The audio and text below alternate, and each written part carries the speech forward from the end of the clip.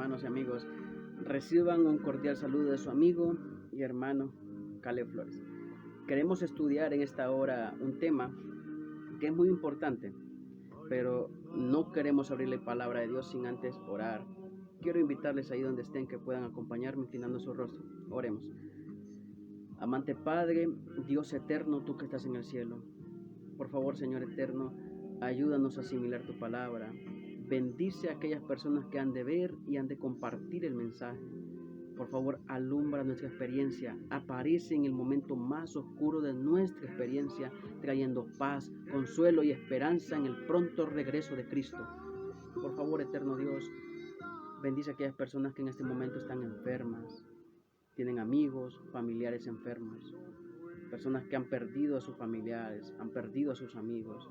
Trae la esperanza de encontrarnos nuevamente, esperando el retorno de Cristo. Bendice a las personas que van a acompañarnos en esta hora, viendo el video. Los ponemos en tus manos y nos encomendamos nosotros en tus manos, a través de Cristo Jesús. Amén. Cuando era pequeño, estudié una lección. Estaba a punto de asistir a un campamento. Y la historia que me tocaba, con la cual iba a participar en el campamento, era la historia del profeta Jonás. Y todas las tardes la directora del club de aventureros llevaba una grabadora a la iglesia. Y llevaba un solo cassette, y era el cassette de la historia del profeta Jonás. Y me sentaba a mí en una silla y ponía una grabadora a la par de mi oreja casi. Y esa historia se repetía cada vez, todos los días. Y aunque era algo tedioso, algo estresante para mí, esa historia se llegó a pegar mucho en mi corazón. Y quiero compartirla con ustedes en esta hora. El libro de Jonás, el capítulo 1. Jonás, el capítulo 1. Voy a leer y luego voy a contar la experiencia. Vino palabra de Jehová a Jonás, hijo de Amitai, diciendo: levántate, ve a Nínive, aquella gran ciudad, y pregona contra ella, porque ha subido su maldad delante de mí. Y Jonás se levantó, dice el versículo 3, para huir de la presencia de Jehová a Tarsis. Y descendió a Jope y halló una nave que partía para Tarsis. Y pagando su pasaje entró en ella para irse con ellos a Tarsis, lejos de la presencia de Jehová. ¿Cuándo fue la última vez que huiste de Dios? ¿Cómo se huye de Dios? Bueno, si Dios nos manda a hacer algo y nosotros decidimos no hacerlo y nos vamos hacia otro lado, hacia otro rumbo, eso es huir de Dios. Huyendo de Dios hacia otras cosas, dejando a Dios, huyendo de hacer la voluntad. La iglesia y sus miembros muchas veces huyen de Dios, durmiendo, dejando de hacer la voluntad de Dios, nadando en programaciones. Hay una mezcla peligrosa cuando la iglesia se duerme, cuando hay una vida sin propósito y una iglesia sin misión. Es la combinación perfecta para que una iglesia se duerma y una iglesia vea a sus miembros perecer. 4 puntos importantes sobre esto es lo siguiente. Número 1. Dios no retira su mandato porque nosotros no estemos dispuestos a obedecer. Nosotros pensamos que cuando nos entregamos, Dios se va a olvidar del mandato, pero Dios no se olvida de su mandato, aun cuando nosotros no estemos dispuestos a cumplirlos. Dios cumplirá su propósito con nosotros o sin nosotros. Número 2.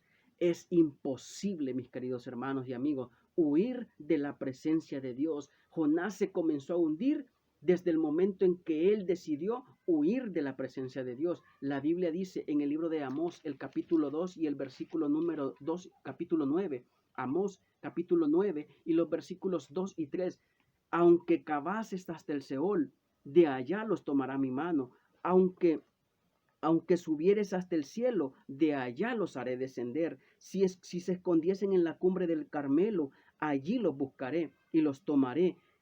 Y aunque se escondiesen de delante de mis ojos en lo profundo del mar, allí mandaré la serpiente y los morderá. La Biblia dice que si no hay lugar tan profundo que los ojos de Dios y la mano de Dios no pueda sacarnos. No hay un lugar tan alto que la mano de Dios no pueda bajarnos. Esa misma idea da el libro de Salmos. Salmos, el capítulo 139, una realidad muy palpable. Noten lo que dice el Salmo capítulo 139 y los versículos del 7 al 10. ¿Qué pregunta? ¿A dónde huiré de tu espíritu? ¿A dónde huiré de tu presencia? Si subiese a los cielos, allí estás tú.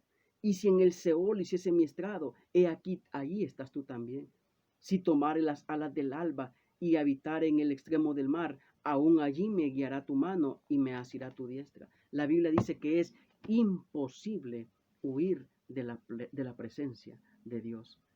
Otro punto importante es que la gracia de Dios nos da una segunda oportunidad, como en el caso de Jonás.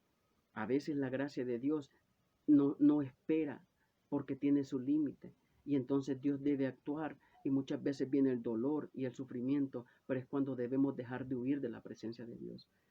Vamos al libro de Jonás capítulo 1 y los versículos número 4 y 6.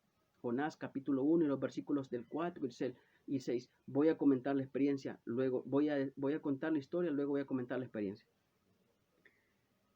Pero Jehová hizo levantar un gran viento en el mar, y hubo en el mar una gran tempestad, que se pensó que la nave se partiría. Y los marineros tuvieron miedo, y cada uno clamaba a su Dios. Noten que la palabra Dios está en minúscula.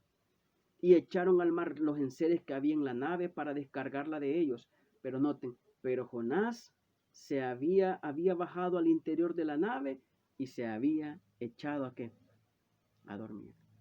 Qué cosa más interesante.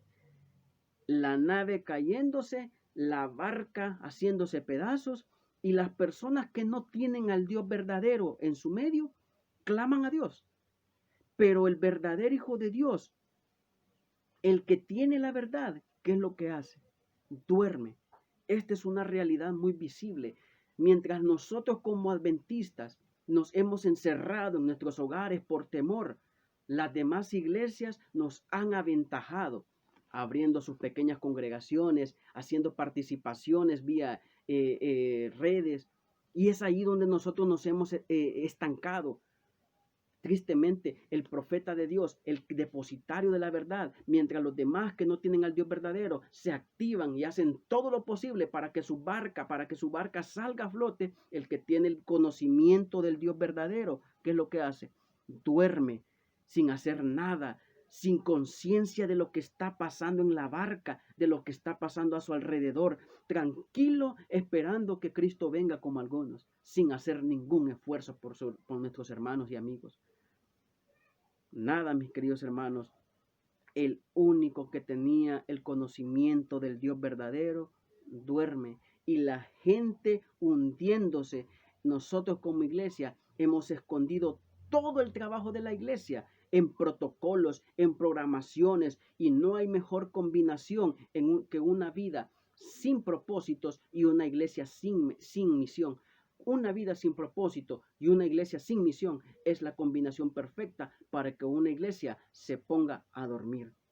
La Biblia nos dice en el libro de Jonás, el capítulo 1 y el versículo 6, que el patrón de la nave se le acercó y le dijo: ¿qué tienes que, dormilón?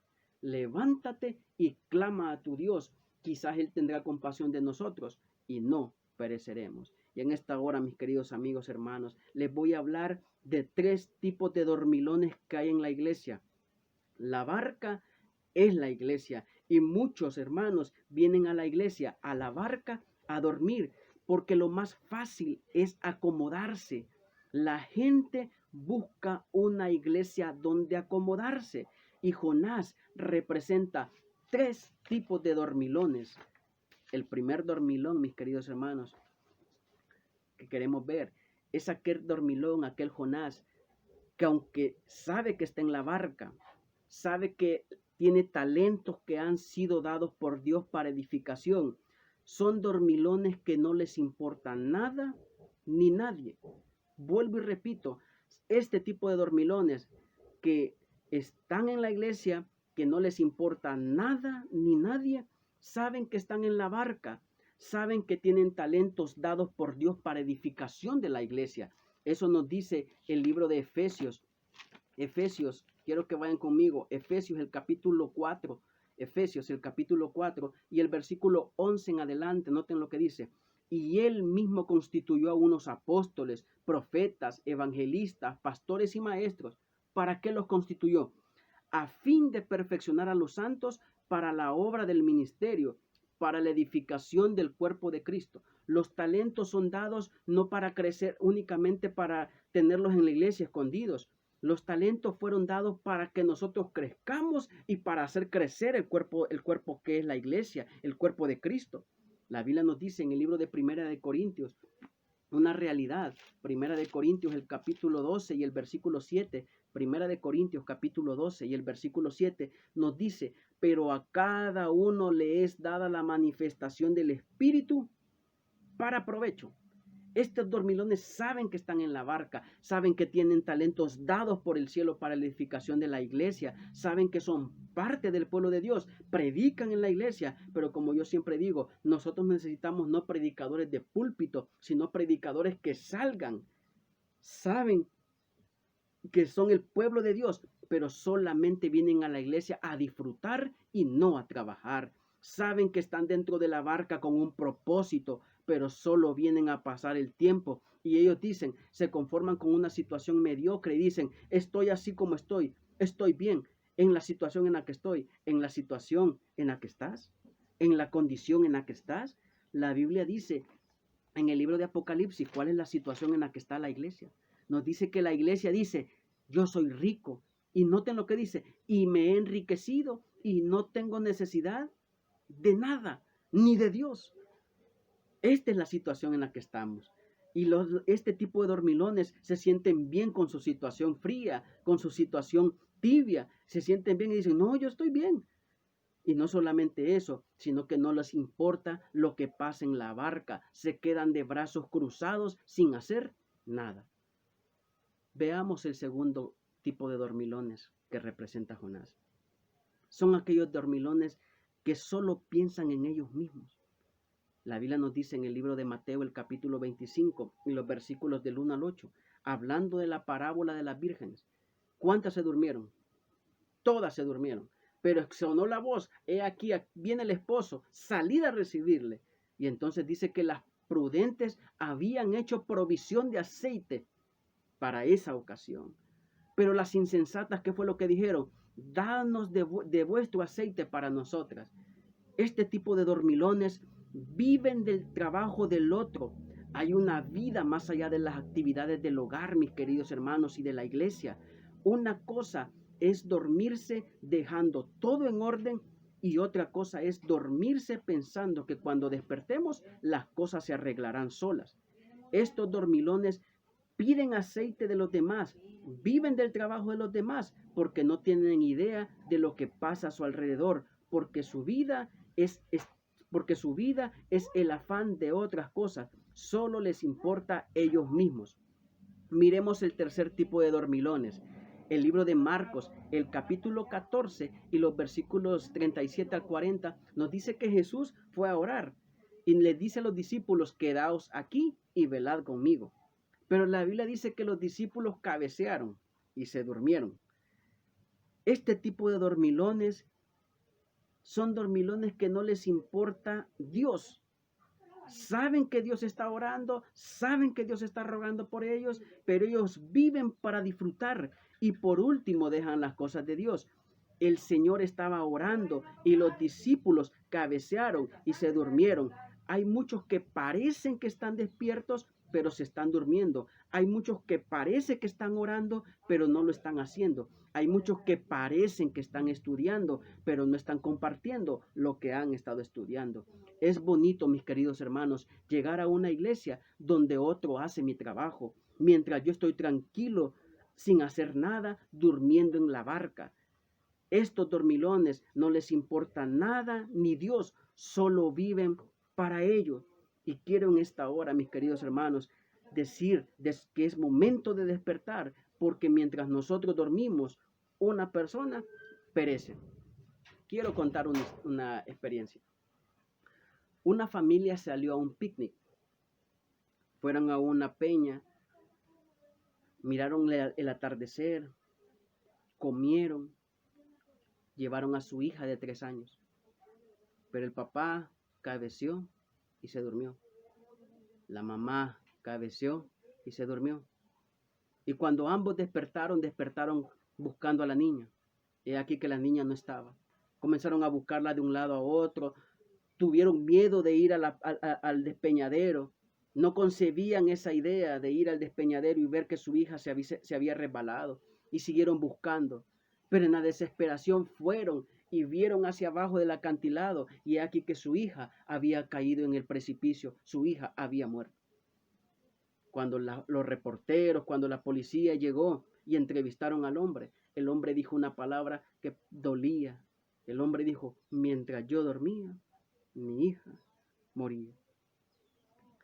Si pudiéramos darnos cuenta, mis queridos hermanos, cuánto dolor hay afuera, si nos diéramos cuenta cuánto sufrimiento, entonces despertaríamos. Cuánto dolor hay afuera. Y si nos diéramos cuenta de eso, hace rato nosotros como iglesia hubiésemos despertado. Y yo quiero hacerles saber a la iglesia que no hemos venido a dormir acá. Quizás a ti no te guste, mi querido hermano y amigo, lo que estoy diciendo, y quizás tú quieras seguir con la pijama espiritual sin hacer nada, sin importarte lo que pase alrededor. Pero yo he decidido ponerme la armadura de Cristo y poder compartir a Jesús. Yo no sé cuál es tu experiencia. Cuando Cristo venga, no me va a preguntar a mí, a mí me preguntará qué hice con los talentos que Dios me dio para edificación. La Biblia dice, mis queridos hermanos, que Jonás, el verdadero hijo de Dios, el depositario de la verdad, había descansado sin darse cuenta de lo que pasaba, inconsciente del propósito para el cual Dios lo había llamado. Mientras nosotros dormimos, nuestros hijos se nos pierden. Mientras nosotros dormimos, nuestra familia se nos pierde. Mientras nosotros dormimos, alguien se está perdiendo y muriendo. Es por eso que la iglesia tiene un propósito para el cual Dios lo llamó. Nosotros, cuando la iglesia adventista se detiene, alguien se nos muere. Por eso, mis queridos hermanos y amigos, no podemos detenernos del propósito que Dios nos llamó. Cuando Cristo venga, no nos va a preguntar qué programación hicimos. Cristo nos va a preguntar, ¿dónde están los talentos que te di para edificación de la iglesia? Muchas veces pensamos, mis queridos hermanos, que desviándonos del propósito de Dios nos irá bien. La experiencia nos ha dicho que cuando nosotros nos desviamos, algo pasa. Este es el momento en el cual nosotros podemos resplandecer como luminares en un mundo en oscuridad. Por eso, mis queridos hermanos y amigos, la experiencia del profeta Jonás es la experiencia de poder levantarnos y poder corregir lo que estamos haciendo. La gracia de Dios se extendió al profeta Jonás, y aunque muchas veces podamos pensar que Dios no cumplirá su propósito en nuestra vida, la Biblia nos dice que Dios cumplió su propósito en la vida del profeta Jonás. Dios, en medio de esa situación, en medio de esa crisis, en medio de esos mares, la Biblia dice que Dios cumplió su propósito en la vida del profeta Jonás. La Biblia dice que Dios preparó un gran pez, y ese gran pez tragó al profeta Jonás. Y en medio de ese estómago, ya muerto, en vida, ya con la mente de que no iba a salir nunca de esa situación, entonces el profeta Jonás levantó su vista al cielo y dijo, ¿sabes qué, Señor? Yo cometí un error. Huí del propósito para el cual tú me habías llamado. Pero noten lo que dice el capítulo número 2 de Jonás. El capítulo número 2 de Jonás nos da una realidad muy preciosa. Noten lo que dice Jonás, el capítulo 2 y el versículo 9. Mas yo, con voz de alabanza, te ofreceré sacrificios, pagaré lo que prometí, la salvación es de Jehová. Y mandó Jehová al pez y vomitó a Jonás en tierra. De la humillación de Jonás, de reconocer que él había estado durmiendo cuando debería haber estado despierto, de reconocer que cuando él debió cumplir el propósito no lo había hecho. Dios permitió que muchas cosas llegaran a su vida, pero en medio de todas esas cosas, en medio del pez, en medio del vientre, hasta lo profundo de las aguas, Jonás reconoció y dice, Señor, si tú me sacas de esta situación, yo voy a cumplir lo que te prometí.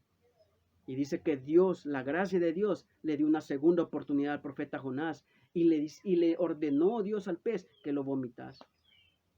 Mis queridos hermanos, hay esperanza para nuestra situación. Hay esperanza para nuestro estado laodicense. La Biblia dice en el libro de Apocalipsis, el capítulo número 3, Apocalipsis, el capítulo 3, Noten lo que dice: yo reprendo y castigo a todos los que amo. Sé pues celoso, arrepiéntete. He aquí yo estoy a la puerta y llamo. Si alguno oye mi voz y abre la puerta, entraré a él, cenaré con él y él conmigo. La misma oportunidad que Dios le dio al profeta Jonás es la misma oportunidad que Dios nos da a nosotros. Puede ser que ya estemos huyendo lejos. Puede ser que ya no queramos ir a la iglesia. Puede ser que hayamos dejado de orar, de estudiar, de testificar. Hoy, mis queridos hermanos, hoy es el momento de resplandecer como luminares en este mundo en oscuridad. Mientras hago esta meditación, oro para que el Santo Espíritu nos lleve a una verdadera reavivamiento y reforma de nuestra vida. Que el Santo Espíritu nos ayude. Hay algunas personas que piensan que cuando el Espíritu Santo las obligue y no han hecho provisión. Mis queridos hermanos, hoy es el momento de prepararse. Hoy es el momento de cumplir el propósito para el cual Dios nos llamó en este mundo. Mientras hago esta meditación, oro para que este mensaje pueda llegar a la mayor cantidad de hermanos posibles y que reconozcamos que el Espíritu a la verdad está dispuesto. El Espíritu Santo está dispuesto a ayudarnos. La Biblia dice: recibiréis poder cuando haya venido sobre vosotros el Espíritu Santo. Que Dios te bendiga.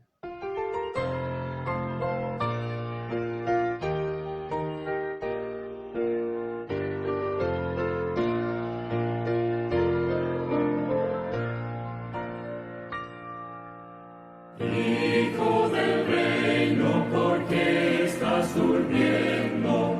Cuando a la vista se halla tu hogar, presto levántate, ciñe tus armas, en el conflicto tendrás que luchar.